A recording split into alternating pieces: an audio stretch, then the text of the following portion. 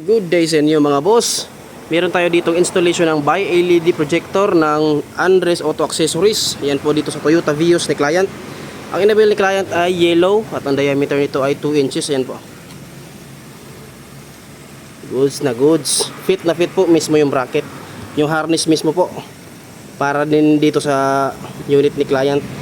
Fit na fit rin po. Walang binago, walang pinutol, walang tinabas. Yan po. 100% plug and play po yan. Top of the line setup ni Andres Auto Accessories. Ayan po. Sobrang liwanag, di ba?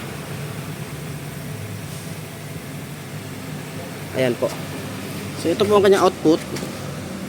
Siyempre mababa kasi po sedan ito, Vios. Ayan. So tignan natin kung nakakasilaw ba sa kasalubong. So ito ang low beam ng headlight. Ayan po.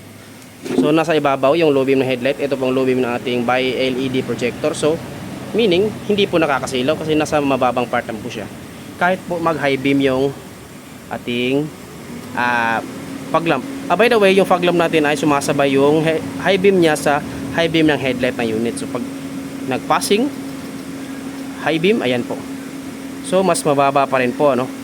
Hindi po yan nakakasilaw sa kasalubong. So again, this is plug and play po. Wala pong nabago, walang naputol, wala pong sinapchap o hindi po binaboy ang wiring ng unit, ano.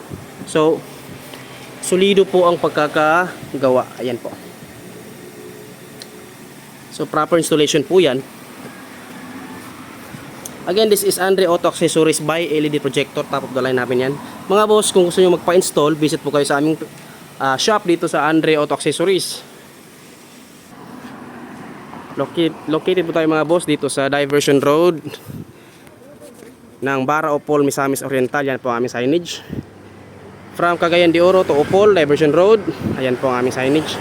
So Wilcon Depot, Petron, and then Andres Auto Accessories po. Pag galing kayo ng Opol papuntang Cagayan de Oro, ito po yung makikita sa taas. Andres Auto Accessories po yan. Alright, peace.